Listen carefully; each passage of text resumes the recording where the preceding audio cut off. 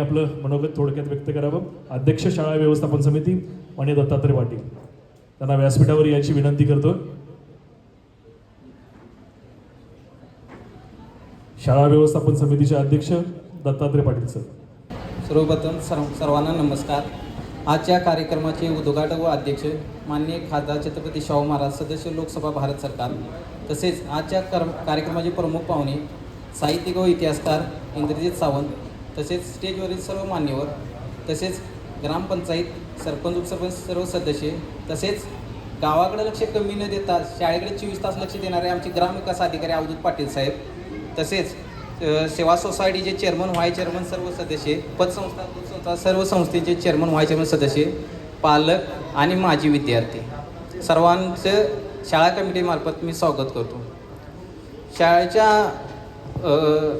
ह्याच्या हॉलच्या संदर्भात बोलायचं झालं तर 2 वर्षापूर्वी लोकनियुक्त सरपंच शिवाजीराव गायकवाडांची एक संकल्पना होती की शाळेला एक हॉल असा चांगल्या असावा, मुलांना एक स्टेज मिळावं मुलांना.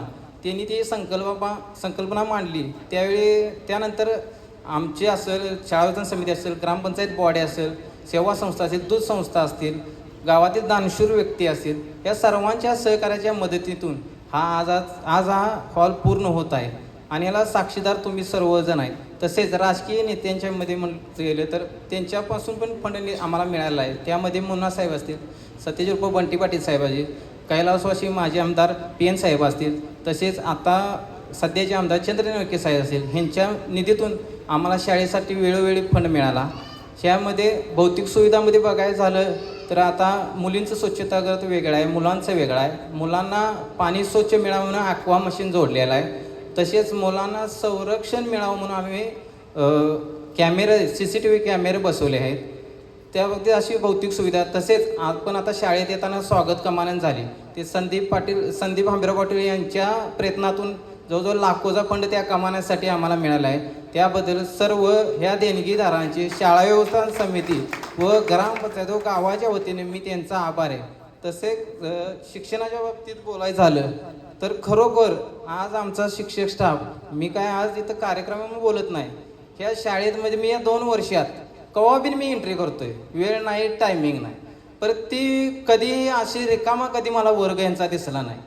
म्हणून जे मुख्याध्यापक असतील, केंद्र प्रमुख असतील किंवा सर्व स्टाफ यांनी शाळेची कधी सुट्टीमध्ये बिन घरी गेले नाही. ज्यादा तास घेऊन आज गुणवत्ता यादीमध्ये पोरं आणण्याचे काम आज ह्या लोकांनी केलेलं आहे. तसं 2022-23 मध्ये क्षितिजा राजेंद्र पाटील ही इयत्ता 5वी वृत्तीमध्ये राज्यात 10वी आली. तसेच जिल्हा गुणवत्ता यादीत 7 विद्यार्थी आहेत. तसंच 24-25ला सर्वेश गुरुनाथ मोरे 5वी शिष्यवृत्ती राज्यात 10वा, जिल्हा गुणवत्ता यादीत 5 विद्यार्थी. तसेच 2022-23चा जो चषक आदेश चषक जो म्हणला जातो तो करवीर तालुक्याच्या आमच्या शाळेला मिळाला. तसेच 2025-26ला राजवर्धन अरविंद पाटील हा लांब उडीत जिल्ह्यात प्रथम, तसेच लहान गटामधील तालुक्यात प्रथम खो खोचे. असं म्हणजे क्रीडा क्षेत्रात पण आमची शाळा अव्वलस्थानी आहे. असं काही नाही की शिक्षणातच आहे आणि क्रीडा क्षेत्रात कमी आहे.